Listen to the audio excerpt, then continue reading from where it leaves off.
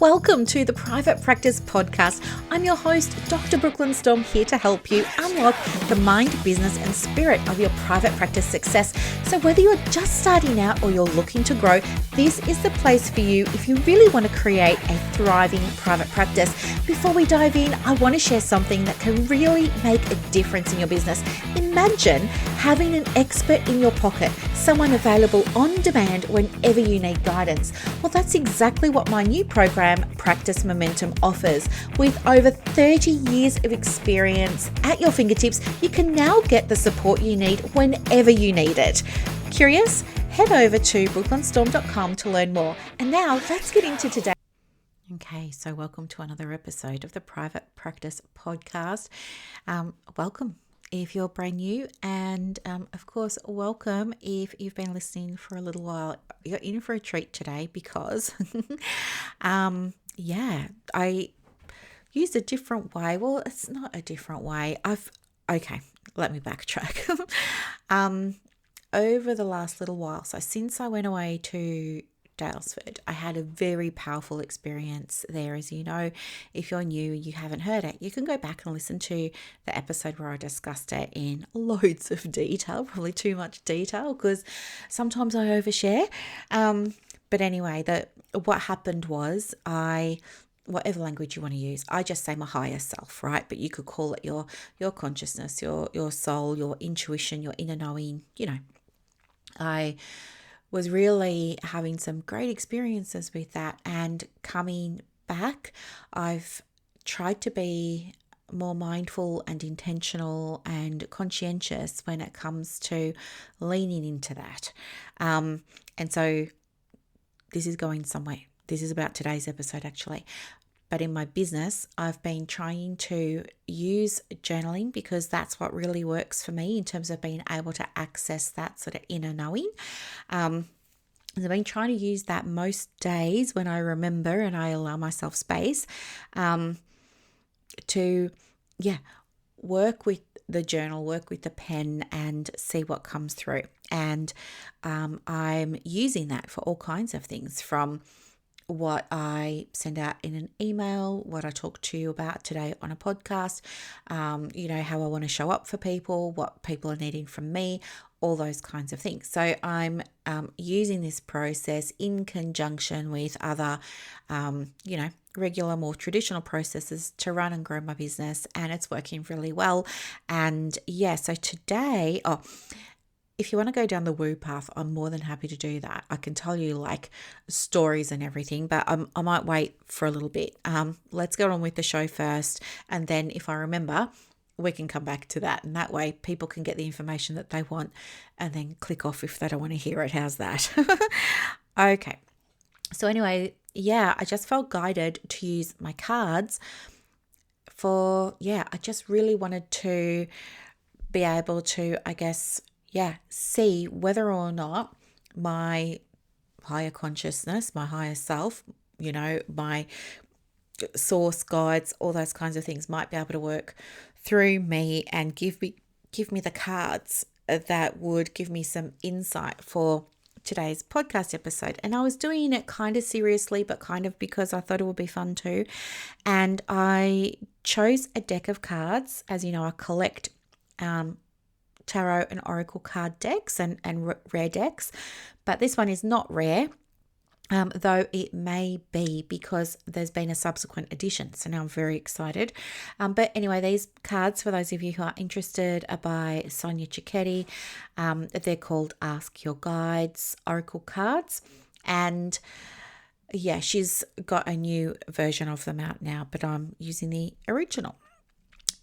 So anyway, I thought, let's just see what happens. And I was going to tell you a story today because I sent out an email earlier in the week. It's had like a lot of interest, so I thought I might just speak into that a little bit more today, which I will. But before I do, I thought, let's have a go with the cards and see what happens. And would you believe, of all the cards, like I don't know how many are in this particular deck. There is a little guidebook. I'm sure it's going to tell me somewhere. 52. There you go. It's got 52 cards. And the cards that came out were survival, And then the next one was priorities. And then the next one was bravado. And straight away, I knew instantly what this was about. This is about national standards, which was not something I want to talk about today because I feel like I've done it to death.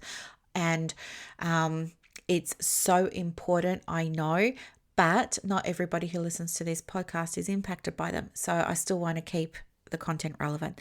So I'm just going to keep this short. But when we're thinking about survival and priorities and bravado, a few things came out, right? So this initial card, what it looks like is somebody's on a little tinny boat and they're out in the middle of the ocean and the sharks circling, right? And they're standing up in the boat. They're obviously feeling very alone, probably scared, isolated, at risk, worried. And so, yeah, straight when I saw that, I knew that this whole spread was going to be about people who are very worried and scared and anxious and feel like the sharks are circling when it comes to the national standards for counsellors and psychotherapists. Yeah, you can go back to previous episodes. All the links are in there and stuff like that. But I felt like this was really important because I do want to acknowledge the fear and the anxiety that's come up. And I think too, there's a lot of sort of misinformation that's going around at the moment. And also, it feels to me, and again, this is only my opinion, but it feels to me like people have a little bit of the story and they don't have the full story, and they're running with that little bit of the story, and they think that they know the full picture, and actually they don't, and it's causing more harm than good. We're seeing this in one of the counsellors groups online on Facebook that's for people who've got a diploma. It's really problematic. There are a couple of I think people that maybe just have a different perspective, maybe don't have access to all the information, maybe, I don't know, just as I said, just my sense. But what I do know is it's causing a lot of upset for people. Anyway, so if you're one of the ones that's been upset, I would say maybe don't go into community groups. Maybe get your information from the department. You can go onto their website and do that, or get information from your body. So PACFA are very good at sharing information.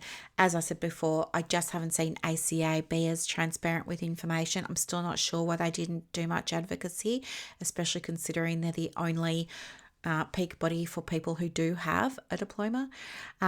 Or you can also go and you can send an email to the Vocational Mental Health Professionals Association of Australia. Oh my gosh, it's such a mouthful. They will be more than happy to answer any questions that you've got regarding your diploma and what you can and can't do and all those kinds of things. And they're really responsive. And if you do have a diploma or an advanced diploma or something like that, and you're studying, you can have free membership with them. If you are finished with your study, then you become a member. They're giving away 18 months free instead of 12 months when you get an annual membership, so that's nice too. But anyway, there are places around that can support you, so make sure that you're getting information from trusted sources. But yes, many of you probably feeling very much like you're in survival mode at the moment, and so it's requiring you to look at your priorities, because what's happening is there's a big, this is something I talk about with the Women in Momentum, like almost on a daily basis. This is happening for somebody somewhere. There's a values conflict, right? This is what we've seen in, the national standards. And it's been interesting too, because people that are less affected, right? People who have maybe a higher degree, tertiary qualification, thing like that, they've been so supportive and saying this is not like what PACFA is doing, and how PACFA are behaving is not a representation of all members. We disagree. We don't want to be represented like that. There are people that have said to me they're going to be releasing their PACFA registration.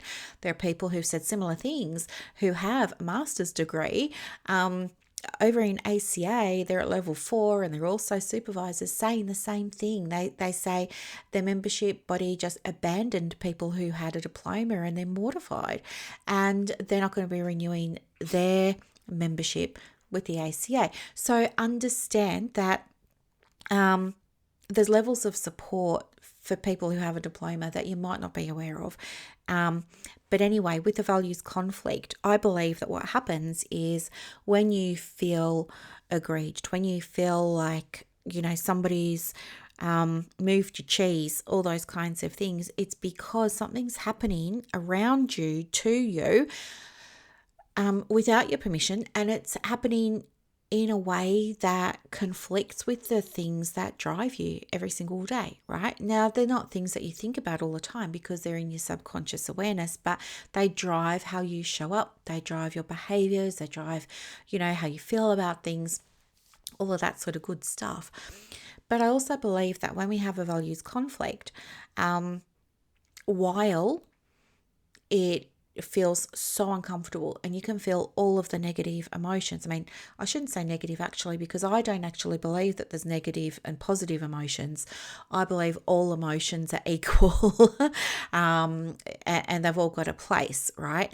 But what I mean when I say negative emotions is I'm talking to you about things like anger, betrayal, resentment, frustration, those kinds of things, right? You have absolutely every right to feel them. But I feel too, and what I choose to believe is that whenever there's a problem, the solution's also present at the same time. And I think that if we're caught up in the emotional response and we're reacting to this thing that's happening that's going against our values, we can lose sight of what's at stake and we can lose sight of the bigger picture. And when that happens, we're not able then to see the answer. We're not able to see the solution. And I think that's perhaps where a lot of us have been stuck, in the fear, in the anger, in the groundswell of how dare they and things like that. But I feel too that when things like this happen, these really big things, they require us to return to clarity about the things that are really, really important to us. And I think maybe in a way that happens for us, because otherwise maybe we would just keep kind of bobbing along. So I like to think that although it's unpleasant and it's uncomfortable and you don't want to be going through this at the moment, there's part of me that chooses to believe that maybe this is happening for people who have a diploma. And hear me out, I'll tell you why I think this. I think that, and I'm just totally generalizing based on my experience. Now I know, there are thousands of people who've got a diploma that I have no contact with. So I'm just talking about the ones that I have had contact with. But I know that it's not only counselling that they do. I know many of them have, different approaches that they like to draw upon, or different therapeutic modalities that they like to use, right? And I feel like with everything that's happening and, with the national standards, right, it's going to be a big push for counsellors, and I don't know how quickly this will happen. This is my prediction. It's not based on fact that I know. This is just my prediction. They're already talking about using only evidence-based modalities, right? Now, what's going to happen is the people who are in the membership bodies like ACA and PACFA that embody, embrace, go along with the standards, they invoke them, use them, require all their members abide by them. What's going to happen is a lot of women in private practice especially are going to be very affected and might not realize how. If they've got a practice where they're counselling at the moment and they're using modalities and drawing upon those in sessions that are not evidence-based, then they'll be in breach of the standards and there's disciplinary action associated with that for them. It means that they're not going to be able to work in a soul-aligned way, perhaps. I'm not saying that evidence-based strategies aren't soul-aligned, but I feel like personally an evidence-based strategy such as CBT or EMDR, things like that, I feel like they're quite formulaic, and I feel like they're cold, and I feel like they're a little bit mechanical. I don't feel like there's, it's not really, I don't know. You know what I'm trying to say. But there are so many people, counsellors with a diploma, counsellors without, that have a private practice that draw upon all these different modalities. If you're working to the national standards under I was going to say jurisdiction, leadership of ACA and PACFA, you're not going to be able to do that anymore. And you're going to be you're going to be restricted in your practice to using only evidence-based tools. And guess what? Who's going to decide what's considered, evidence-based, and who's going to decide what isn't, right? It's not going to be, let's put it out to all of our members and take a vote. That's not what's going to happen. What's going to happen, more likely than not, is they're going to look to psychology. They're going to look to Medicare. They're going to look to all those kinds of things. And guess what? If you use a modality and it's not on Medicare's list, it ain't going to be approved. This is my prediction. Now, if you go and have a look, which you can do right now if you like, you can go and Google it. You can get the Medicare list of approved interventions up there. You will see all the work by Gabor Mate, not approved, not evidence-based. You know what I mean? Neurodivergent stuff, all of those beautiful women who are working with clients and families and women and stuff like this, women with late diagnosed ADHD and autism and things like that. You won't be able to do any of that work because that's not even recognised by Medicare. And, the strategies under there are also not evidence-based. So if your whole practice is in that niche, you're going to have to change your niche and become probably generalist, which is going to make it harder for you to find clients, potentially. And are you really going to love the work that you're doing if you're told that you can only do this? Like if you've had access to, I don't know, the Derwent color pencil deluxe tray of 300 different color pencils to do all your coloring in with, and now somebody's said, well, we're going to take that away so that you can get rebates, and from now on this is the only pencil that you can color with, and it's like a grey lead. It's a 2HB. Probably not what you were expecting, right? Guess who's gonna still be coloring in with all the color pencils? The people with a diploma. And guess what? Their practices, I predict, are gonna fill up with the clients of all the counsellors that will no longer be able to do that work, and it's going to happen quickly. So, because here's the thing. Anyone can call themselves a counsellor. It's not a protected title. Same with psychotherapist. Anyone can go and have a private practice. It's totally fine. These rules of the national standards don't apply to you unless you're in the ACA or PACFA. And guess what? You don't have to be. There are plenty of other places you can go. You can go to what's it called? Certified Practicing Counsellors Australia or Victorian Counselling Federation, or do you know what I mean? There's plenty. The Victorian, why do I keep saying that? It's because I get the V in my head. The Vocational and Mental Health Professionals Association of Australia. You can go there, right? Still do all your stuff. Totally fine. So I feel like with all this stuff that's happening, I think the initial reaction for so many counsellors who had a diploma was fear, and I'm going to lose my business, and this is going to happen, and that's going to happen, But when we start to drill down and unpack the standards a little bit more, it doesn't look anywhere near as scary as that for you. I think the people that should be scared are the ones who have a tertiary degree, because they're not going to be able to run their businesses most likely in the way that they have been. And I think, I would be, if I was them, I'd be starting to plan for that now and think, okay, I either need to get familiar with, the most likely culprits in terms of evidence-based stuff. Go and get myself a qualification in it now. So I would be doing that right now if I were you, and I'd be starting to maybe just prepare for, when it comes down, everything comes from the top down, when eventually you're told, hey, as a counsellor from now on, from this point forward, you are only allowed to use evidence-based interventions, because you're not going to be able to continue to work with the clients that you've been working with in these more holistic, integrative, all the ways.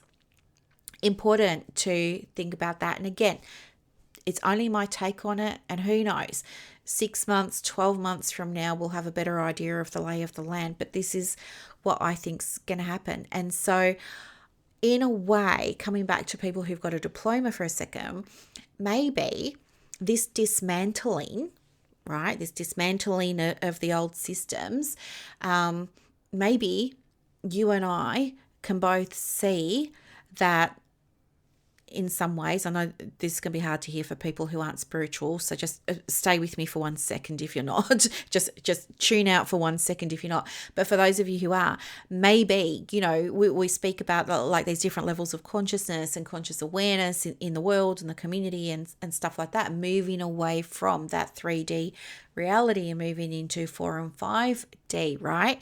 Maybe this needed to happen to create space for you to do what you're doing bigger, even more of it, really leaning into it.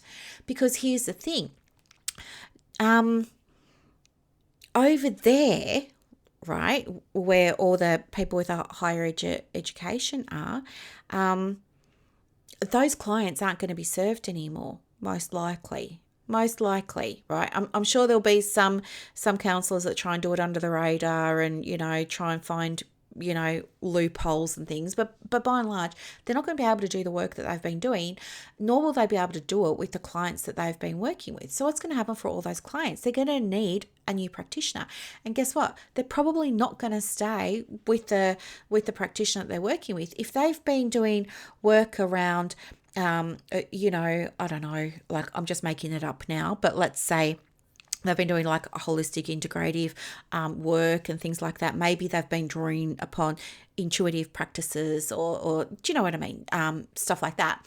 They're not going to stay with the therapist that they're working with now if that therapist is going to flip the switch and say, oh yes, sorry, but there were some changes made to how counsellors are allowed to work, and from now on it's going to feel cold and clinical and formulaic, because those clients deliberately sought out counsellors to work with and therapists to work with that didn't use evidence-based approaches. You follow? So all those clients are going to, right, it's ebb and flow, right? Those clients, it feels like ebb now, but the flow's coming. Those clients are going to have to be seen by someone, and they don't want to be working in medical models, okay? There's a place for the people with the tertiary degrees that want to work in that space. Absolutely. Will there be clients for them? Of course there will. There's an abundance of clients for everyone, but the tides are turning, right? Those people, those therapists are probably going to get clients that maybe, I don't know, something to do with Medicare. Maybe they've used up all their sessions on Medicare or something like that. Maybe then they'll go over to the counsellors. I don't know. But there's clients, obviously, that are happy to do all the Medicare stuff. There's plenty of psychologists with waiting lists and social workers with waiting lists, as we all know. So they're not going to be at a loss. They'll pick up the overflow of clients that are waiting to be seen by psychologists and social workers. And in the meantime, they're going to need to release the beautiful souls that they're working with who want to work in the spiritual soul-aligned ways that many of you do, in the integrative ways, in the holistic ways. And guess what? There's going to be nothing to stop you from doing that. Nothing. Those standards are not legislated. They're not enforceable. It's not illegal. You're totally within your rights to go and still call yourself a counsellor, still have a private practice, still work in the way that you want to work. And there's not anything anybody can do about it. as I understand it.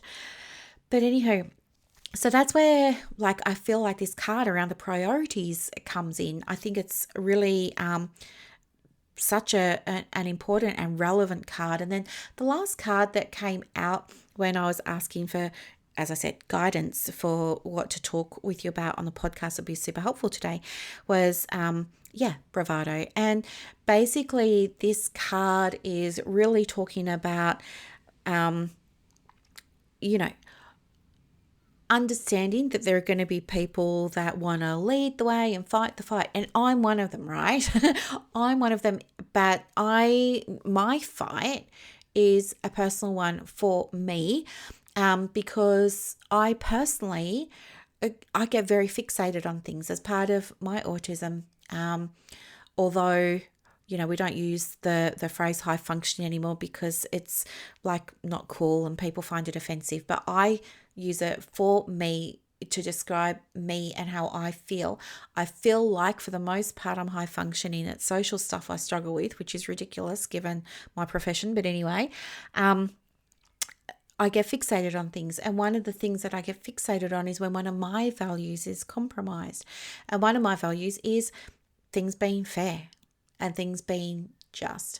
And as I've said to you before, my qualifications are in psychology and coaching and business. I don't, I don't have a bachelor of counselling or a diploma of counselling, even though it's what psychologists do all day long. It's not acknowledged by ACA or PACFA. So from that respect, I am not with ACA, I'm not with PACFA, I'm not with anyone.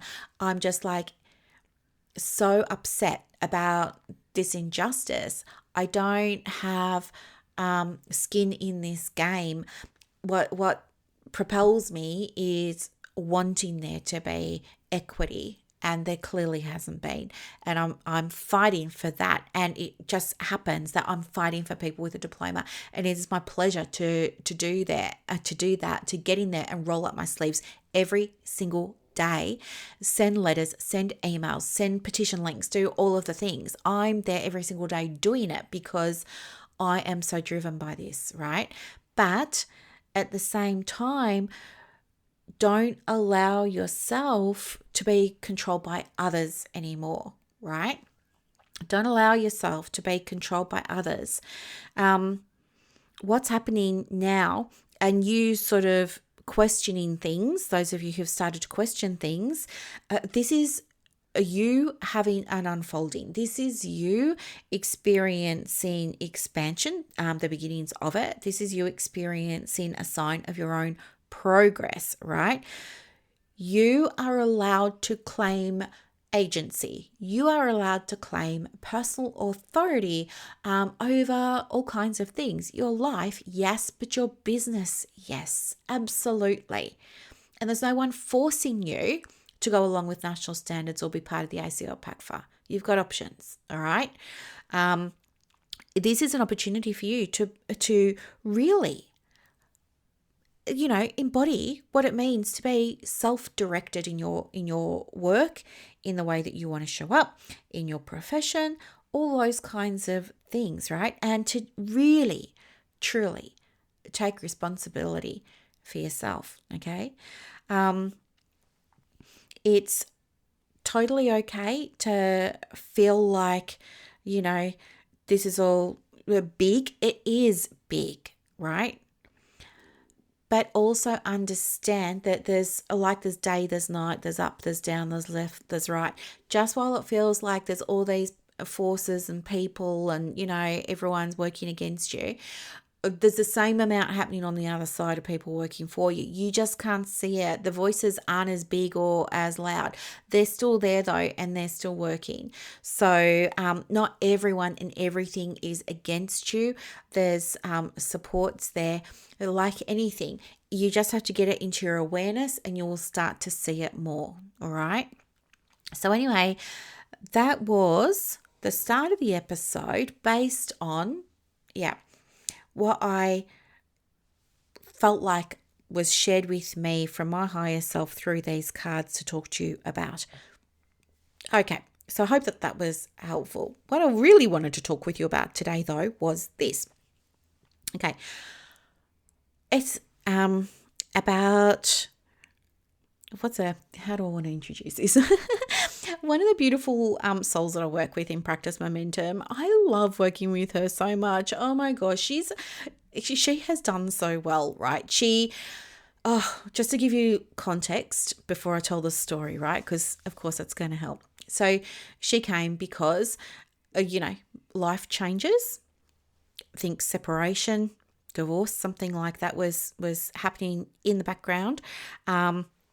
Anyway, she joined the program because she was in a position where she needed money, right? She had this private practice, but it wasn't making money. She didn't know why. She thought she was doing all of the things, right? The story that so many of us can absolutely relate to. And anyway, when we started working together, it was really, really hard for her to do things because, she had like a really hard background, personally speaking.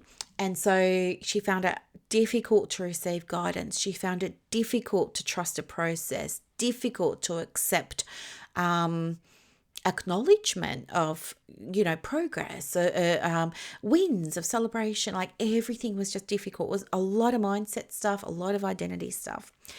Anywho, over the last few months, so I think she's been in my world now for 4 or 5 months. It was slow initially because of all of this, right? So I could tell her straight away, this is what we need to do. It's got to be this, this, and this. But there were things that were coming up for her around like, that's not going to work for me.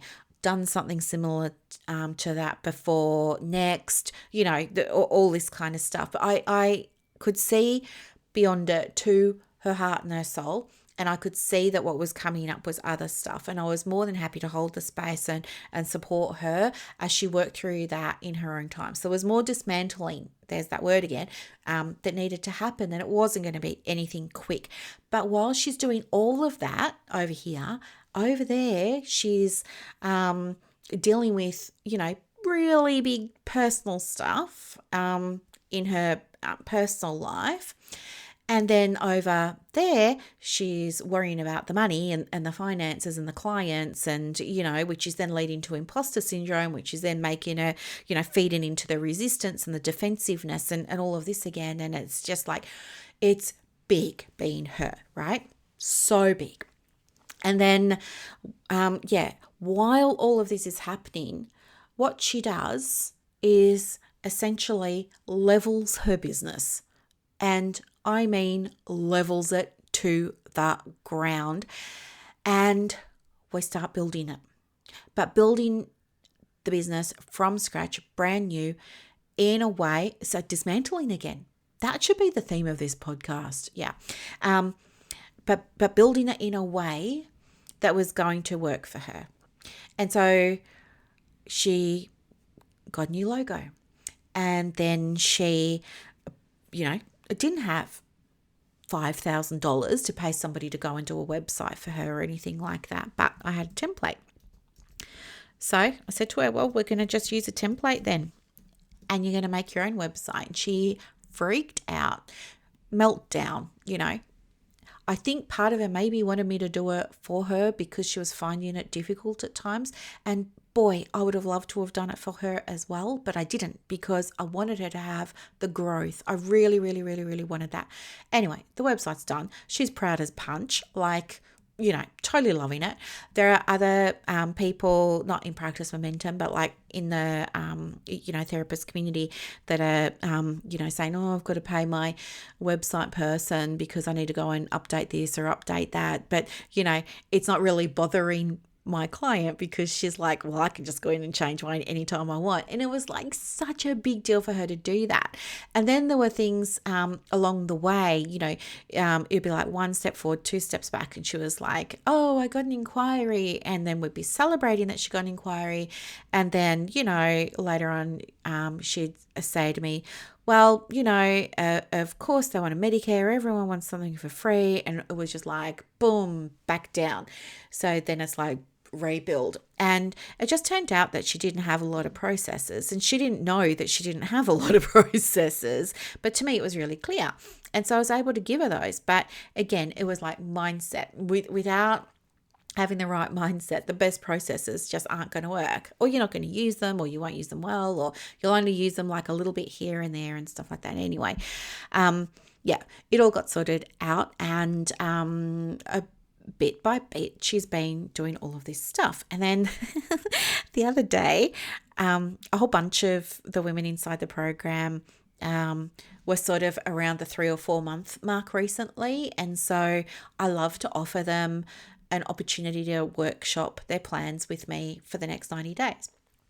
And they don't have to do this, but I really do recommend it, because otherwise I feel like, we need to know where we're going, and you need to have a plan to get there. Otherwise, you're not going to get results. And the ones who've got the plans are getting like these awesome results. And so, I keep just saying to them, let's have a workshop session. So we just spend a morning together and we go over everyone's plans. And anywho, she had said to me, I feel like nothing's working now. It's like, as I said, it's like 2 steps forward, 1 step back. She's made so much progress, and she's getting inquiries and she's converting them, but she's still saying she's not sure if it's working. And anyway, I said to her, okay, so how did you go with your plan? Did you make a plan? Are you going to make a plan? Is that something you like to do? Yeah, I want to have a plan. I said, great. I said, well, let me know what it is. She's like, I haven't made it. I said, okay. I said, do you want help with it? No. All right. Well, keep me posted. Anyway, she comes back to me a couple of days later about something else altogether, something else entirely different. And then I said to her, hey, how'd you go? Like, what are you focusing on for the next 90 days? And she goes, I don't know, probably just getting clients. Sorry, I just had to have a sip of my tea because I'm going to cough. Probably just getting more clients, she says. And I said to her, okay, well, it's probably better if we actually make a proper plan. Do you have your numbers there? So I get them all to track numbers. Again, I don't force anybody to do this, but I wouldn't be a very good business coach if I didn't say we need to know the number situation. So I give them all these tools that they can use and stuff like that. They're really easy. They've got simple ones for people who just want something really simple. And then there's like really detailed ones for people who want to like really deep dive into the numbers and stuff. So anyway, something for everyone kind of thing. Anyway, she goes to me, the numbers. I'm like, yeah, the numbers. She says, I'll get them to you, which I took to mean she hadn't done them. A little while later, she sends me a screenshot, and I can't make head or tail of it. It's something about, I think she had like a list of how many bookings there'd been and like the category for them or something. Anyway, it was like, I couldn't do anything with this information. So I go back to her and I'm like, hey, really appreciate you sending that through. Great that you've got that, but I actually need this, that. And then she says to me, okay, Brooklyn, I don't have it. I look at it and I know that I should be doing it, but just can't. And the reason that I can't is because I just am avoiding it. I know that when I have to go and write down my numbers, it's just going to be the universe showing me how crap I am at business, and that's going to make me feel bad about myself, and I don't really want to feel, bad about myself, so I just really rather not do it. And so it was really interesting. So then we started having a conversation about this, and because again, we've got mindset, right? So talking with her about all of this and blah, blah, blah, blah, blah. Long story short, one of the things that she says to me, one of the things I said to her, because she was feeling like it was going to be really, really hard, I just attempted a little reframe and I said, okay, let's imagine though, let's put hard aside for a moment. Like if hard wasn't available to you, right? We're just putting a pin in hard for a minute. Let's imagine like it got to be easy. Like what if, hypothetically speaking, what if it got to be easy? Like what would that look like? if doing the numbers got to be easy. And straight away, she says, well, it's not. It's like a really steep climb. It's like climbing a mountain. It's like climbing Mount Everest. And once I'm at the top of Everest, then I will say it was easy. And I thought, okay. And then I went away and I helped her through it. Of course, I helped her through it. But then I went away and, in the afternoon, I love to give myself time out. So for me, the way that I look after my health and well-being, my mental health and well-being, especially because of the neurodivergence, is I need space, right? I need stillness and I need space. So you can find me most late afternoons before dinner in the bath. I'll usually be in there for up to 2 hours.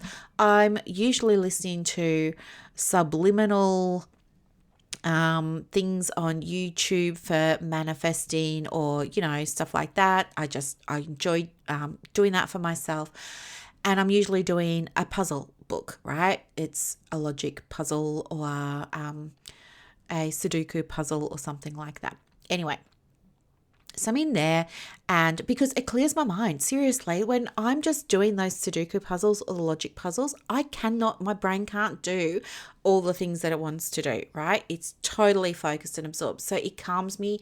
It settles my mind. It calms the energy down in my mind, because otherwise my mind just feels like I'm rushing all the time. I've just got racing thoughts all the time. It doesn't stop.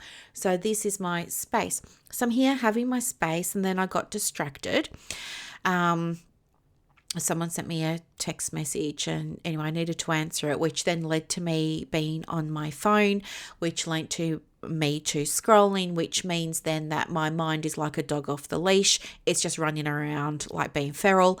And I started to think about, the conversation I'd had with her about, things being hard and it'll only be easy once I've summited, kind of thing. And then it just popped into my head, hey, you went to Everest. And I was like, oh yeah, you're right, I did. And then I went into my phone and I started looking at the pictures from Everest. And I was like, oh my gosh, this is a totally teachable moment. And I hate that term, teachable moments. Do you know, one of my old coaches used to say teachable moments to me. And in the beginning, I thought, oh, well, this is so cool and stuff like that. But then it just kind of rubs on me. But yeah, I don't actually hate it. I think it's starting to come back. I think maybe I do really like it. If I was going to name my email, if I sent one out regularly, I would probably name it something like Teachable Moments, just for fun.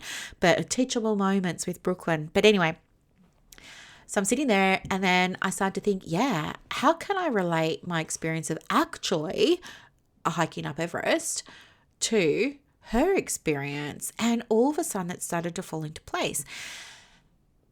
I'm going to tell you the story. So settle in, get your coffee. If you're in the car, turn up the heater if you're in Melbourne, because it's so cold outside. Put on your central lock-in, 2 hands on the wheel, and just get ready to enjoy a nice little story, right? For those of you who don't want to hear a story, that's okay. You can click out. But if you like a story, you're going to like this. Because I'm not going to hold back. I'm just going to tell you everything, because, hey, it's just me and you here. And I know you don't judge me, do you? Thank you. I know you. I knew you didn't. Okay, so, and by the way, it all makes sense, this story. Now I know about the neurodivergence, but I didn't know about it at the time. Anyway, so what was happening was, this is the story, and I'll show you how I'm linking it to what was going on for my client, because it's going to make sense for you too. Don't worry. But it's going to be a longer story. A little while ago, I was hiking, right? Turned out really enjoy hiking. I did it. I started by, I don't know, one day I was thinking that I wanted to meet people. I don't know why I thought that, because it's so not like me to think that. But it was more that I wanted to be around people, but not really talking to them. And anyway, I started thinking about like what could I do, and I thought maybe dancing, because like when you're dancing, of course, yes, you're going to be talking to people in class, but mostly you're dancing and you're not talking to anybody. You're learning the moves, you're listening to the music, you're practicing, you're rehearsing. When the music shuts off, then yes, you're going to be talking to the other people, but it's pretty like low key. So I was thinking about dancing. That got me onto an app. Once I was on the app, then I saw hiking, and I thought, yeah, maybe I'll give that a go, because the pictures on the app were of people walking single file, and that works for me because I can still be around people, but I don't actually have to talk to them, especially if I'm in single file, right? So that was how the hiking started, and I enjoyed it because they were like long hikes. So I really enjoyed it. But at the same time, I used to really, really, really dread any part of the hike that required me to go up a hill, because I was really bad at it. And it wasn't because I wasn't fit. I was just really bad at getting up hills. I would fall down them. I would hurt myself. I would get, pains and aches in my muscles and stuff like that, be out of breath. I would be the last one up. Every single time people would have to wait for me, which put more pressure on me, which then I hated it even more. And yeah, I really struggled getting up hills. And then one day I was on a hike, and our hiking group bumped into other people who happened to be on the same trail. Now, I think we were at the Dandenongs. I'm pretty sure it was Mount Donna Berwang. Have I said that correctly? Mount Donna Berwang. Anyway, in Victoria, really steep hill, right? And anyway, we bump into this other hiking club. Never met them in my life. Start like just having small talk with, both the club members are talking to each other as we're both hiking. And then anyway, this one guy, he sees that I'm struggling to get up the hill, and I'm telling him how hard it is. And then he says, here, just try this. He gives me a big stick, and I use the stick, and hey presto, boom, I'm up the hill, no problem. So then I go on a few more hikes. I'm using the stick. I get really confident using the stick. I'm loving it. So now what's happening is whenever I see a hill approaching, I'm running to the front of the group so that I can like show off a little bit of how good I am at, getting up hills. And then I start, taking it upon myself to go and tell everybody else, get a stick. And that's how you're going to do it, because yeah, I can be bossy sometimes, if you hadn't noticed. Again, part of the autism, I'm sure, but I can be a little bit bossy. So anyway, my confidence was through the roof, right? And of course, people who led the hikes were noticing how well I was coping with the hills, and they were telling me like what a good job I was doing, which was like feeding my ego, and I felt so great. I go to work the next day, boot up the computer, and there's a Groupon email, right? So Groupon is like Scoopon. It's like a great big group buying platform. And yeah, I was getting their emails, and I click on it while I'm having coffee, getting ready to start the day of work. And sure enough, the very first thing that pops up is a thing about Mount Everest. And it's like, yeah, come and trek Mount Everest. And I said, okay. So I just clicked buy now, and I bought myself the ticket. And I just didn't really think anything of it, right? I was just like, yeah, sure, I'll do that. And yeah, at lunchtime that day, I started telling people when they were asking me, like, sorry, just had to like clip a little bit there because Buddy decided to bark at a bird. But anyway, yeah, so they're saying to me, oh, how's your morning going? I'm like, yeah, great. Gonna go to Mount Everest, just gonna like do some trekking there. People were like, what? You're gonna do what? And I said, yeah, I'm just gonna go to Mount Everest. As I said, I didn't even see it as a big deal. Sometimes I don't see obvious things, right?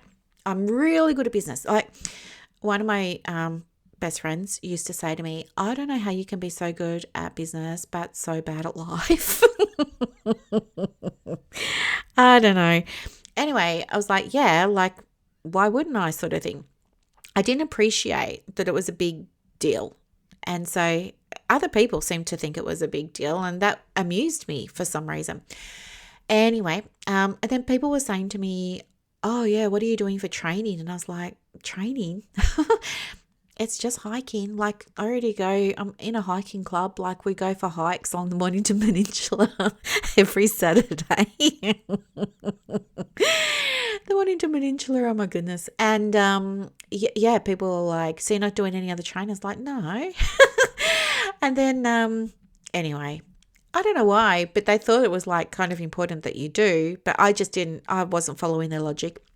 And then anyway, fast forward a few months, time comes, getting ready for the trip. I didn't really know what to pack, but when you pack, you've got when you hike, you generally have like a hiking pack. You know the ones, the really daggy looking ones that are quite long. That was me. So anyway, I just packed it as I normally would, basically. Anyway, so I just did that, threw it in the boot of the car, did it a couple of days ahead because I knew that I'm forgetful and I didn't want to get to the airport and not have luggage. So did that. And then on the way up to the airport, realised I hadn't packed, correct shoes and stuff like that. Didn't know what to do, pulled off and went to Moorabbin DFO. DFO, it stands for Direct Factory Outlets.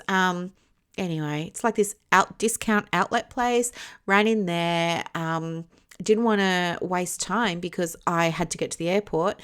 So the first place I saw was Skechers. So I went into Skechers and got myself some Skechers.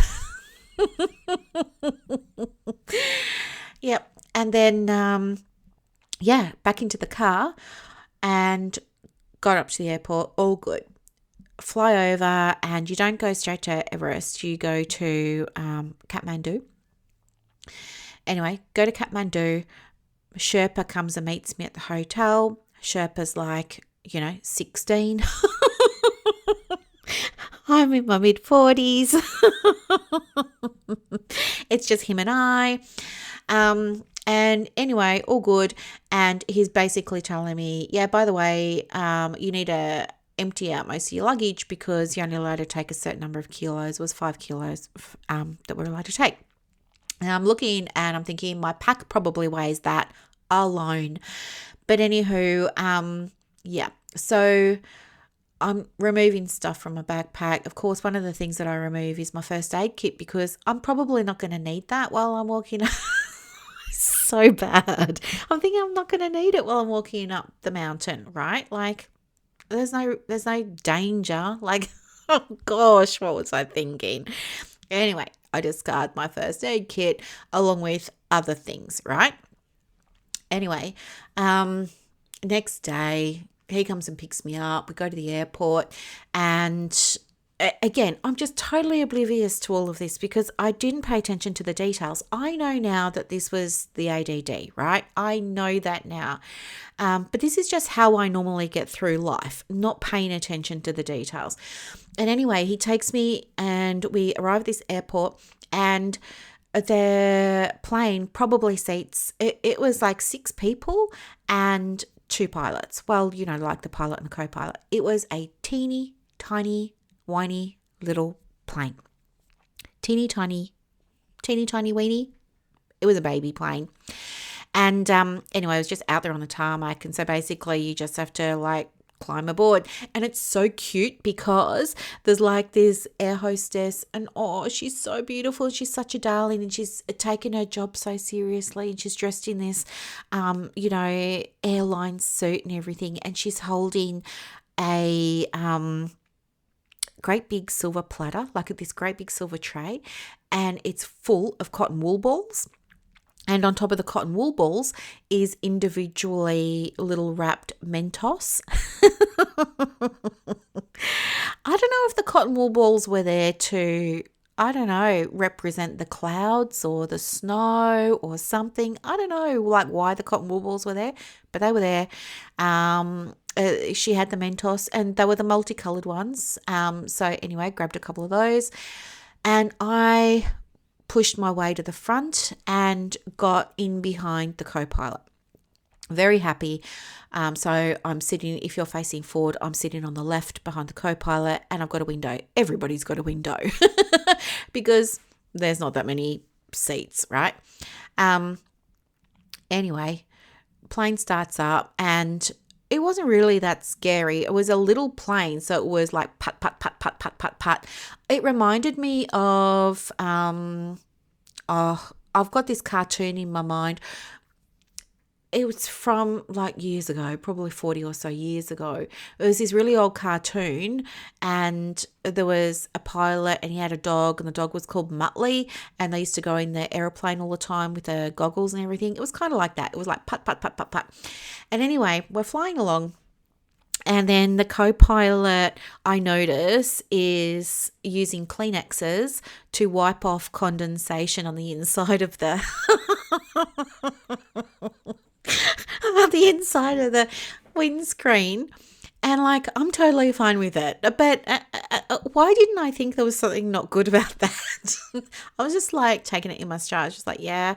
And then anyway, during the flight, the co-pilot turns around. Oh, the seats, right, were just, I don't know if you had these at your high school or not, but you know those orange chairs, and the orange is plastic, and they've kind of got like a little bit of a rough texture on them.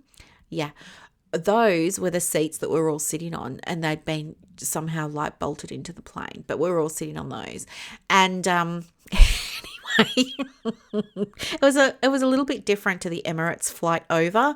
But anyway, so he turns around and he's telling us all, you know, if you look out the left window, which was when I was sitting beside, you can see the Himalayas. And we'd been looking at mountains the whole time since we got elevation, to be honest. So I don't know how he knew that they were at the point of the Himalayas, but I just took his word for it, and I was like, okay. But then anyway, he's talking about the Himalayas, and I'm looking at them and I'm like so confused because I just can't figure out, like, where does the pink salt come from? You know, the Himalayan pink salt, because these mountains are definitely not pink. They're white and they're black. And actually they're mostly white. But anyway, I'm in my head thinking about this and wondering if like I've fallen prey to a conspiracy theory, and, you know, is it just a marketing ploy that it's pink salt? Maybe it's not actually pink salt. Maybe they put dye in it, like food dye in it, to color it and make it look pink. And maybe it's not really special salt after all. Maybe it's like salt for garnishing and decorating or something. I don't know. So this is what's going on in my head. Meanwhile, I'm aware that people around me are either crying, or they're trying to take pictures and photos, or they're having like panic attacks. But I just keep looking out the window at the mountains. And then anyway, when we land, people start talking. So there wasn't much conversation going on. It was like pretty quiet apart from the crying and the screaming. There wasn't any conversation. But anyway, the plane lands and like it's doing its thing, getting ready to like park or whatever they call it. And people start talking, and then I'm like, why is everybody so upset?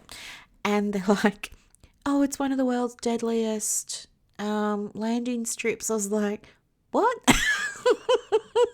Sure enough, it's in like top 10. Some places say top 3. Yeah, you can go on YouTube and you can have a look. A lot of the time, planes, because the landing strip, the runway, whatever, is so short, a lot of the time, a lot compared to other airlines, planes just like crash into the mountain. So there's a mountain right at the end. Anyway, I don't understand it, but apparently it's like super scary. But I missed the whole thing because I'm there thinking about why isn't the Himalayas pink when they say that the salt is pink. Anyway, get to so we're in Nepal now, get to, or Himalayas, wherever we are, Everest. Anyway, it's all like we're at the bottom of the mountain. I feel like I'm in Sound of Music, right? I can see greenery. I can see multicolored flowers. It's really lovely. You know, I love it. I'm very happy. Wearing my t-shirt, wearing my Target leggings and my new Skechers, and a little hat. Anyway, we start walking that day pretty much. And then we find some accommodation, all good, blah, blah, blah. On day 2, around lunchtime, it's all very exciting because it starts to snow. And that's a big deal for me because I'm not often around it, right? I think the number of times I've seen snow could be counted on one hand in real life.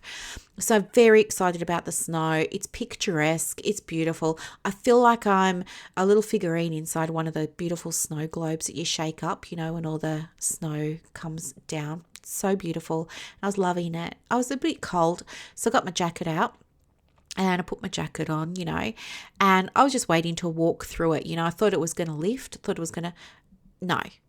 Do you know it snows nonstop on that mountain? Did you know that? Did you know that the whole of Mount Everest is snow? Because I didn't. I don't know why it didn't occur to me to I didn't do any research. I didn't go and look at any pictures. I don't know, it was just in my head that I'm going to go and walk up Mount Everest.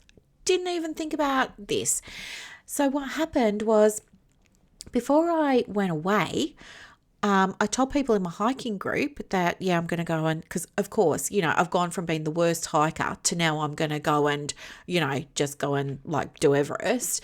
So embarrassing looking back on it now. But anyway, they were talking to me about, make sure you get a jacket. And they said to me something about a shell. And I couldn't remember what they said about a shell. So I go to Kathmandu, and Kathmandu, the shop here in Melbourne. I go to Kathmandu. They sell all hiking stuff and sports stuff and everything. And I said, I need a jacket, something about a shell. And the lady's like, yeah, sure. Do you need hard shell or soft shell? And I said, what's the difference?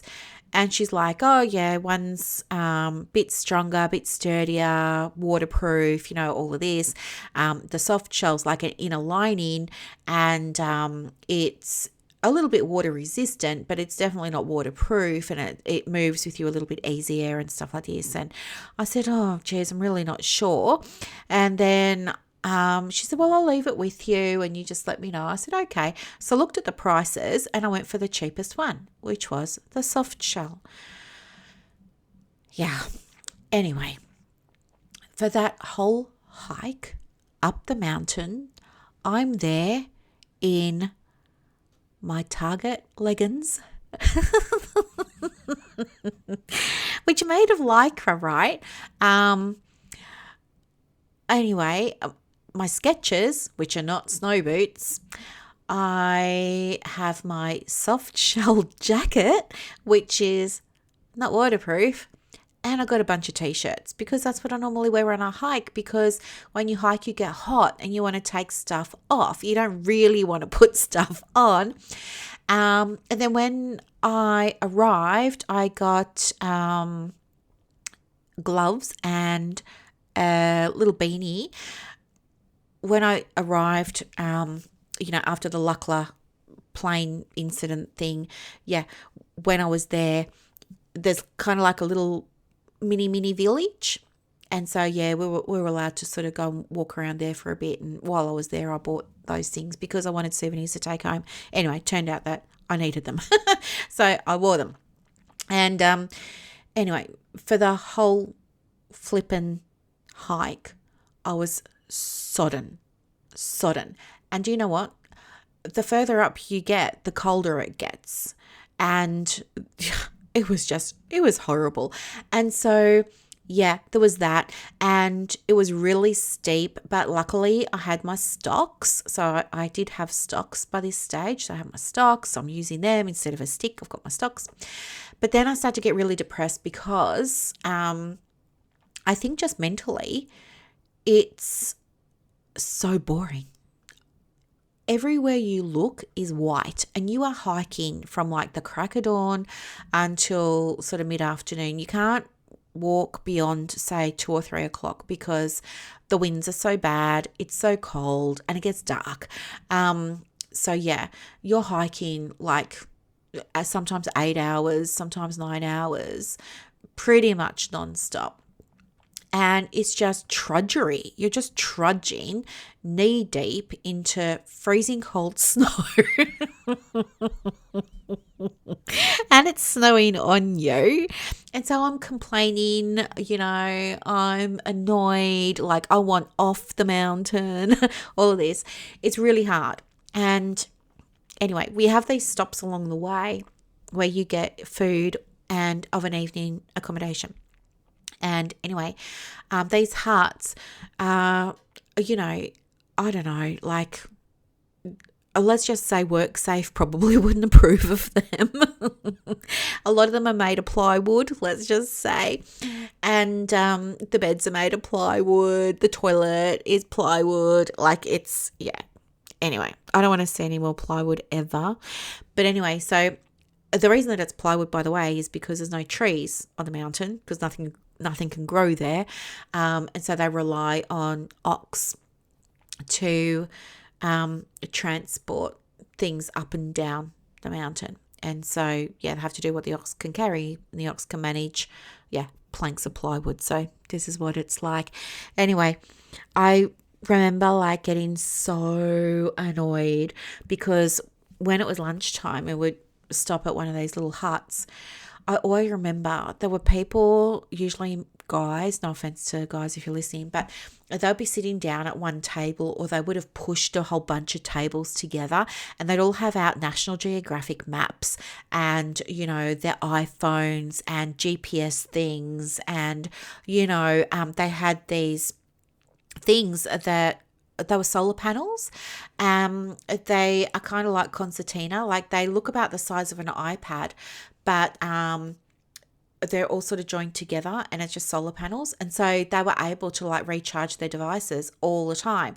I never thought of anything like that, right? So I was barely using my phone because I was worried I couldn't charge it. But they were thoughtful, and they had all these things, and they were laughing, and they were like so happy and getting along with each other, and they were dry. And there's me sitting over there, not loving it, wet. And anyway, one of the first times that I stopped at one of these huts and wasn't loving it, I was eating the food, and it turns out the menu stays the same throughout the whole entire trek, except food gets removed from the list because it's just not available. So early on, you can order let's call it a Mount Everest curry, and it's quite colourful.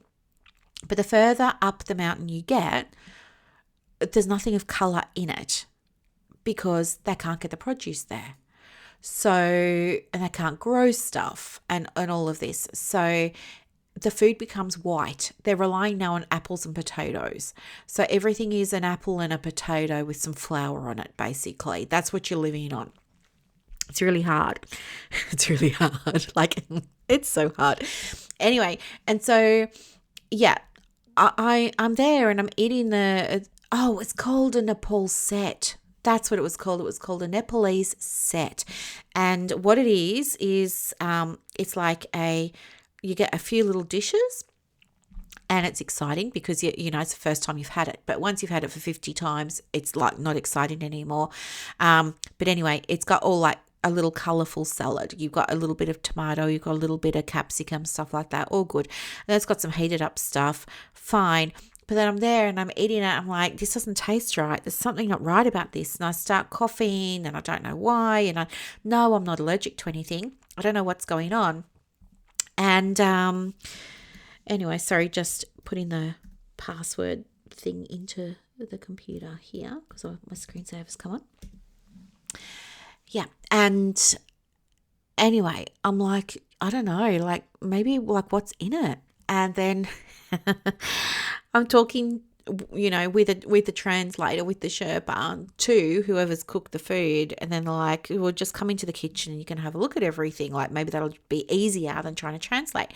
I go into the kitchen and I see that they've got this wooden stove, and the lady is getting these circular discs, and she's like putting them in the bottom of the stove, and there's fire, and like this is how they're cooking. It's like all done on an open fire, and I'm saying to my Sherpa, like, what are these discs? Because it's actually really smoky as well. And he says, oh, it's oxen poo. Yak poo. They're yaks. Sorry, not oxen. They're yaks. It's yak dung. They dry it during the day, and then use it for fuel because we don't have any other fuel sources up here. And I was like, so all the food that she's cooking has been like essentially smoked with yak poo. Yep. And guess what? In some of these little huts, they have like a little furnace, and there's usually like a little guard around the furnace, and you can go and put your gloves on there, for example, and just sort of let them dry off. But when you do, they smell like poop. So bad. That's what I mean. It's so bad. And this one night I was there and I was asleep, and trying to go to sleep, and you're all in together, right? You're just in with all these people that you don't know. There's no private rooms or anything like that. Oftentimes you're sleeping on, it's minimal because they just can't get stuff up there, right? You are lucky if you're on a bed frame that's made of plywood. Seriously, that is lucky. That's heaven. People will fight for those beds because you're not on the floor, right? Anyway, so I remember like this one night, I was so upset. I was just miserable. Been a horrible day. Everything was white outside with this hike, and then all the food was white. Everything smelt like you know what. I was damp. You don't shower. You just use baby wipes the whole time. So I really wanted to shower. My hair was horrible, and I was just like miserable, feeling very sorry for myself. And I was laying there, and seriously, it was just like water torture. I had this constant drip in the middle of my forehead, coming down from the rafters above. It was just like the whole place was leaking. There wasn't anything that anybody could do about it. It was just so bad. We're all getting wet. Anyway, we're walking along, and the Sherpa and I were walking along, and still I'm complaining. And the poor guy, as I said, he was only a baby. I don't know, the poor guy. He did such a good job. But anyway, we're walking along, and he's trying to cheer me up because I'm doing the whole "we're nearly there yet" because I'm over it. We're nearly there yet. We're nearly there yet. The other thing too is you got to drink garlic and ginger tea, right? So my Sherpa, he's like, you're not going to take any medicine. So there are people that take medicine when they go and they do this hike because they're altitude sickness, right? It's really dangerous. People die from the altitude sickness. It's so dangerous. And he was like, no, we're not going to do that. You don't need that. We're going to do it the Sherpa way. Every day you're going to drink a liter of I can't believe I did this. Every day you're going to drink a liter of garlic soup, and you're going to drink a 2-liter thermos of ginger tea. Now, the first time you do this, and maybe the first few times you do this, it's fun, right? It's fun. You get a really nice soup, you get a really nice ginger tea. It's even got slivers of real ginger in it. You feel pretty special. It feels great. The further up the mountain you go, the worse it gets. The last lot of garlic soup I had was a bowl of tepid water that this is so bad. It was a bowl of tepid water. They didn't have any garlic. They had just shaken Master Foods powdered garlic, garlic seasoning onto this bowl of tepid water, and my Sherpa's standing there going, drink it. And I was crying. And then he's like, and drink the ginger tea. And then I looked at the ginger tea, and they'd done the same thing. It was like some tepid water, and they just shaken ginger seasoning onto the top of it, and I was just crying. This happened for days, and days and days. So when you're eating that every single day, and then all your food is white, and then all you see is white when you're walking outside, it's hard. Mentally, it's a struggle. And so this particular day, we're walking, and when you walk up Mount Everest, sometimes there are really cool things like stairs that have been carved into the mountain, or there have been concrete slabs. Like people have actually gone to the trouble of making, well, they're not concrete, but they're like slabs or stones or something like that to make it easier for you to try and walk up. Other times it's really scary and dangerous, and I'm talking about a very, very, very, very narrow path that you've got to walk on, and you are right leaning up against the side of that mountain, because if you move off the path, it's a straight drop. There's no guardrail to save you. It's a straight drop. And there was a time that I nearly fell off the mountain because somebody was bringing yuck down the mountain.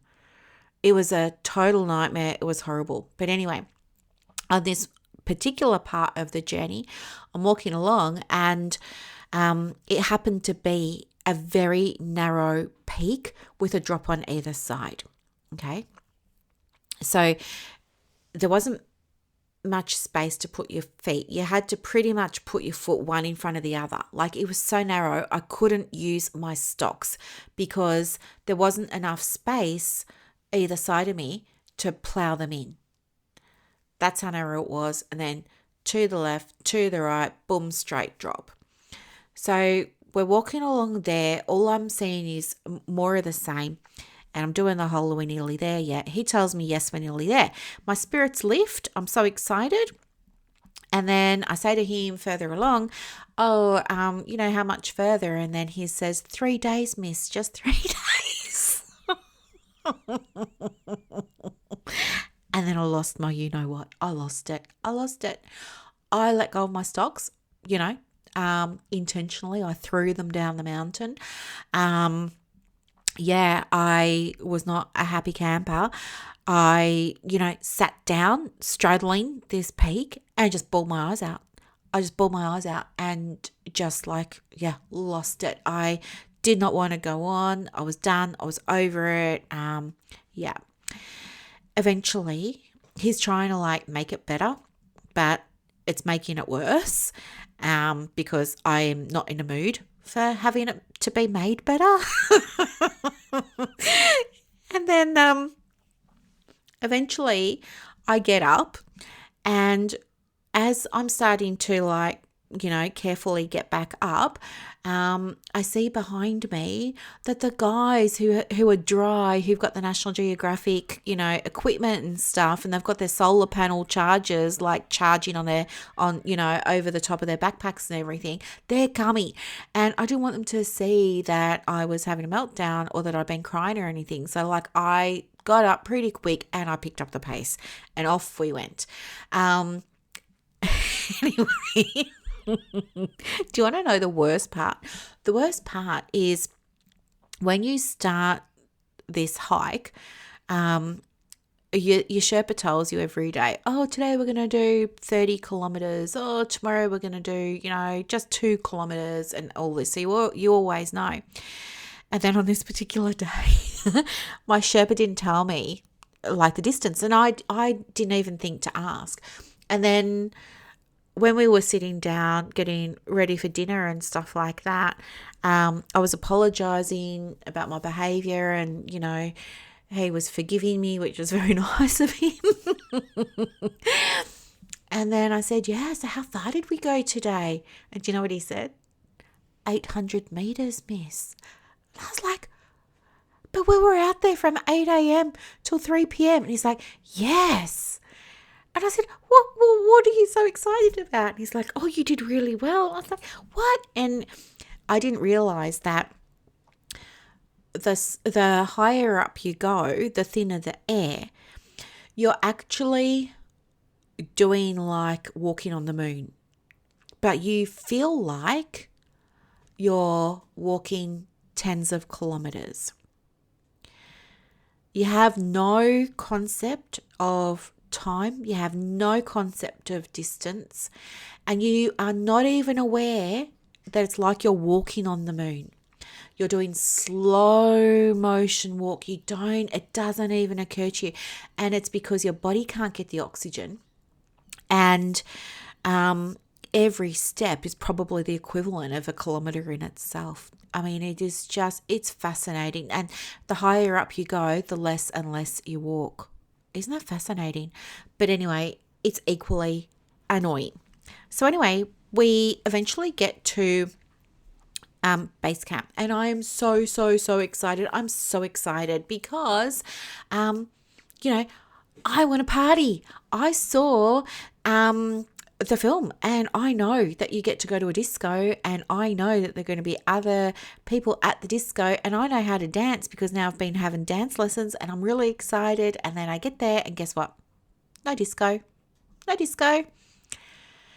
Just a great big rock. And on the rock, it says, this is the altitude, this is the elevation above sea level, you made it, there's some Tibetan Buddhist flags on there, all the things. Yeah. So really disappointing, huge anticlimax. But there are people sort of lingering around, and I don't know why, but for some reason I sort of get it in my head that I want to do a handstand to mark the occasion. And I also think that would be a pretty impressive thing to do. So I get my person to take a photo of me doing it. And I'm so proud of myself for doing it. And I know that everybody's going to be so impressed. So anyway, I do this handstand. I do the handstand. And, eventually I flip out of it, and I'm, brushing off my hands and everything. I'm smiling and nodding, making sure the photo's being taken and everything. Then I turn around expecting that people are going to be clapping or, saying, yeah, and stuff like this. And actually nobody's even paid any attention. And I just go, okay, I'll have to do it again then. So I did it again. And this time, do you know what? I hold the handstand for so long, which is really hard because my hands are slipping because I'm wearing gloves on the ice, and my hands are starting to slip.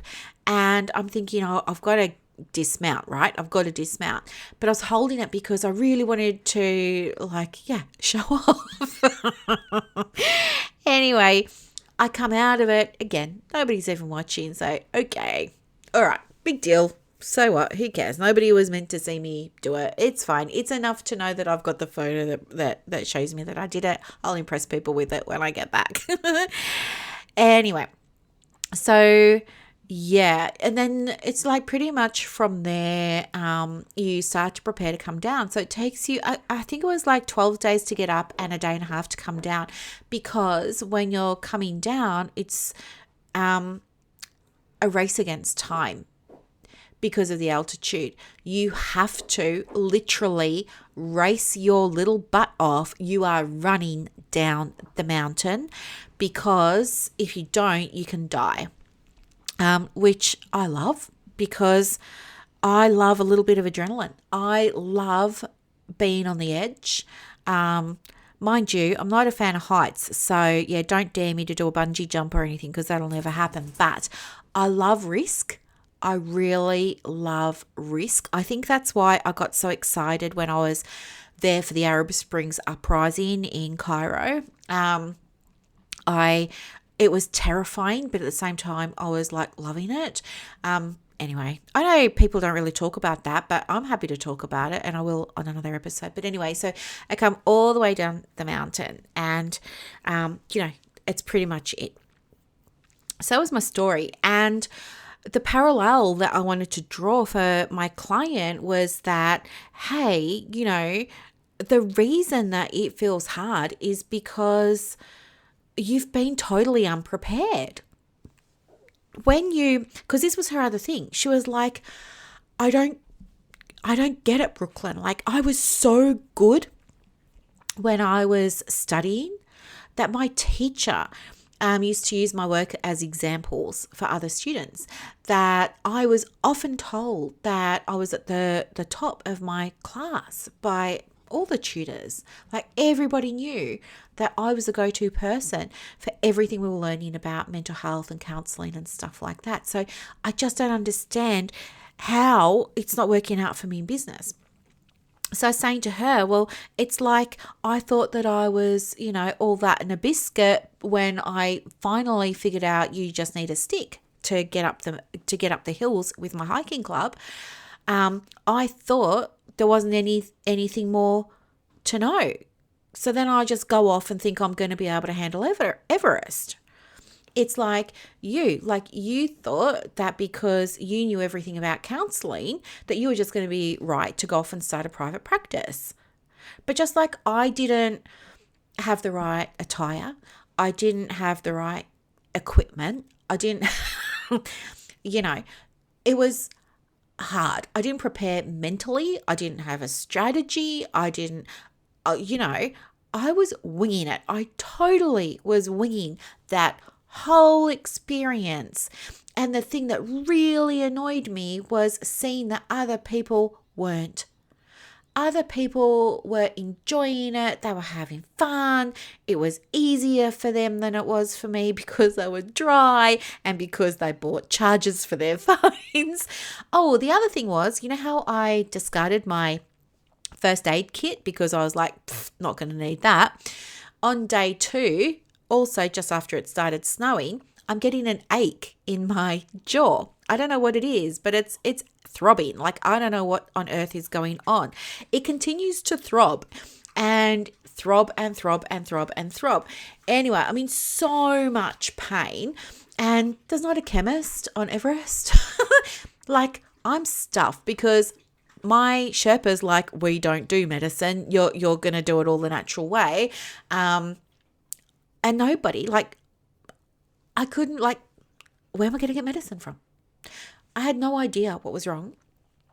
I get down the mountain and back to civilization, and I'm over in Kathmandu, and I go to a chemist there, and I'm like, I don't know what's wrong with my mouth. She's like, I'll come around here behind the counter. I go around behind the counter. She has a look. She touches it, blah, blah, blah. She's like, oh, you got a double abscess. And she gives me a sheet of medicine. I don't know what it was. And I just was like, thank you. I didn't pay very much money for it. And because everything's like super cheap. And then, I popped 2, had them with, some street food. It was a street food falafel, which was so good that I ended up I had money that I could spend there, and I was going to go and buy myself some dry clothes, right? Because I'd been so wet all this time. But I ended up spending the money that I was going to spend on dry clothes on falafels. Anyway, so and I've got a photo of my face, and my whole right side is totally swollen, totally blown up with a double abscess. Turns out that was actually a really dangerous thing to do, to hike a mountain at altitude with dental issues and no medicine, no pain relief. But anyway, that's fine. So I was telling my client, it's just like I didn't have all those things. I was totally winging it, and it was hard, and I was crying, and I wanted to give up, and I had tantrums, and I was, all the things, thinking it was never going to work for me, thinking I would never get there, all of that, and having very little support. That's what you've been doing with your business. You didn't research it. You didn't get the book on how to have a private practice. You didn't go and do a course that was going to prepare you for it. You didn't have the gear. You didn't have the equipment. You didn't have all the stuff, right? She just didn't have it. She didn't have practice management software. She didn't have a booking system. She didn't have a way to take payments. Everything was manual on scrap pieces of paper. And she was doing the best that she could. And it wasn't working. And so now here I am saying, oh, well, let's do this, let's do that, let's do this. And so she's on this constant steep learning curve. So I drew the analogy as a teachable moment for her. It landed, which was good. But you know what? I never thought while I was doing that trek at the time, I never ever thought that I'd be using this story in my business as an analogy or as a metaphor to help other women in business. But it just makes so much sense. I can absolutely relate to the feeling of being ripped off with, being sold a story that it isn't working, that isn't true. And I can see it from her perspective as well, because she looks around and she's like, I'm doing all of these things and it's really hard, and why isn't it working and stuff like that. But she's seen her colleagues and her peers like smashing it. I've got a fully booked diary, I've got a wait list, I've got this, I've got that. But she didn't understand that they did go and get prepared before they took the hike, right? Before they opened their business. They did the prep work first. And that's why practice momentum is here. It helps prepare you if you're getting ready to start. So there are women inside the program who are finishing their masters, who are finishing their batch, who are finishing their diplomas, and they're studying full time, and they're also planning. They're wanting to learn all the things so they can get it all set up so it's right from the get-go. But then there's also people in momentum who've been in private practice for a while and are struggling. And so the reason that they've joined is to find out, why am I struggling? And so now they're getting all of the missing pieces, right? All of the knowledge they didn't have, the skills they didn't have, all of that. And as a result, they're just doing so well. Like I told you, there was one of the girls in there, she was saying recently that she doubled her income. And then just this week, more of them are converting Medicare clients over to full fee paying, which is great. I'm just trying to find it because I put it somewhere. Oh, yeah. People just get new clients. Like, it's working. So anyway, I did a shortened version of this whole story and sent it out in an email at the start of the week. And you know how like you send out an email and sometimes you get a few replies and stuff like that? Well, I got a lot of replies to this one. And so I thought it was definitely worthwhile maybe, elaborating on it a little bit and sharing it with you in a podcast episode. So thank you so much for listening to it. I really, really hope that it helped. And just to give you a little bit of an update, because this all happened on the weekend and today is Wednesday, right? This all happened on the weekend. And anyway, since then, she's like had an inquiry, and guess what?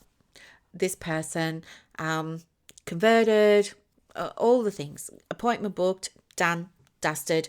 Do you know what I mean? Like, it works. So yeah, I just wanted to share it because I thought, if you feel like you're working really, really hard, you're going up that mountain and it's feeling hard, it's probably because you're just missing a few things and you don't know, and you just weren't prepared for the trek. And yeah, I just want you to know that there is help there, and that's what I do. It's what I do all day long. Help women get their private practices better. And here's the other thing too, right? It's not about come and join Practice and Mentor or anything like that. So that's not what this is about. What this is about is you being able to sleep at night, not worrying about whether or not you're going to be able to pay yourself. This is about you feeling like you're on top of things, not behind. It's about you feeling like you're not chasing things, like there's this elusive missing piece and you just can't figure it out. Do you know what I mean? Like, it's about you being able to have the lifestyle that you really wanted. Like, when I started, I didn't want to be working as long. Like, I wanted to just work like half days or something like that and have the afternoons to practice my dancing. And that's how all this started. But I don't know what it means for you. Like, but I would imagine you didn't leave a 8.5 or 9 hour a day job to go and work, 16 hours. Like, nobody deliberately does that. You probably wanted to work less hours. And so, yeah, it's about giving you that, but you can't have that unless you know how to do it. And that's all momentum is. That's all practice momentum is. It's the bridge. That's it. So you can have those things. You absolutely can have those things, and you can keep doing like what you're doing, no problem. And maybe you'll get there. It's just going to take you so much longer, and why wait? Like, you don't have to. I really wish that something like momentum had been around when I started my private practice, but it just wasn't. Like, I could have done so many different things. Like, the situation with the house at the moment, like how I paid off my mother's mortgage, and now like I live at my mother's house so that I can look after her and things like that. Now I'm like working on getting my own place again, right? But if somebody had taught me this stuff now that I teach you guys, if somebody had taught me that right from the beginning of my business, and I've been in business for 30 years, oh my God, I could have bought all my family a house. I could have gone on so many more adventures because I love going on adventures so much. To me, I don't really like downtime isn't really a thing because I like to be busy usually. Or I'm either all or nothing. So I'm either going to like sit in a bath and be really still, or I'm just going to be like all in on my current, fixation. So for me, it's not really about the amount of time I spend in or on work. For me, it's really about having choice and flexibility over who I work with, the hours that I work or don't work, the type of clients I work with. Like, I just want total freedom and choice over that. And I didn't have it for the longest time because no one showed me how to do it.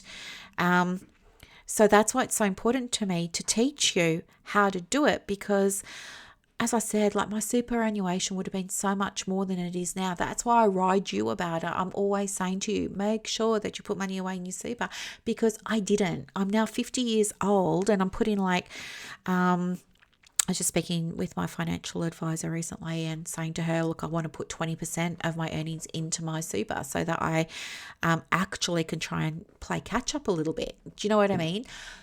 I do not want any of you to be in that position. So it's why I love what I do. And then the other reason that I love what I do is because it's just so exciting to like hear everybody celebrating and to hear their results. And I love that. But I also love the breakthrough moments that they have. I really love it when they're struggling, which I know that doesn't sound right, but you know what I mean? Like, I really love it when they're struggling because it gives me a chance to step in and help. And that's what I really, really, really was born to do. And it just feels so good to be able to do that for them. And, the way that I work in this program has allowed me to get to know so many of them beyond whatever would have been possible in a traditional business mentoring, business consulting, business coaching type of way. Like, I don't know, it's just so beautiful. Like, I'm hearing about weddings, I'm hearing about plans to have children or not, I'm hearing about people's pregnancies, I'm hearing about what people are doing on the weekend. It's just like, it's proper connection, and they're having those connections with each other too. And it's just, I can't imagine life without momentum now. I really can't. And one of my clients was saying to me yesterday, she's another one who's in a sticky situation, no fault of her own, but, she's needing a little bit of support through that. But she was saying to me yesterday, can I be in momentum forever? Like, it's so helpful. I just love it so much. I was like, of course you can. But anyway, I'll let you go. If you want any information about momentum, though, of course, just ask me. You know how to do that. Reach out, leave a comment. You know how to find me. You can just Google me and my website will come up. But it's there if you want it. You don't have to, like my teachable moment, you don't have to go up that mountain alone and cry and have tantrums and, hate life. Like, it gets to be easy, honestly, and you can do it. All right, my lovelies, have a beautiful day. Bye. And that's a wrap for this episode of the Private Practice Podcast. So as you reflect on today's insights, imagine creating real success in your private practice without going down rabbit holes or exhausting yourself with business activities that don't move the needle. With Practice Momentum, you have push of a button help available on demand. It's like having an expert in your pocket ready to guide you whenever you need it. Visit brooklynstorme.com to discover how Practice Momentum can transform your approach to building a thriving practice. I'm Dr. Brooklyn Storme, and I'll see you next time as we continue exploring the mind, business, and spirit of private practice success.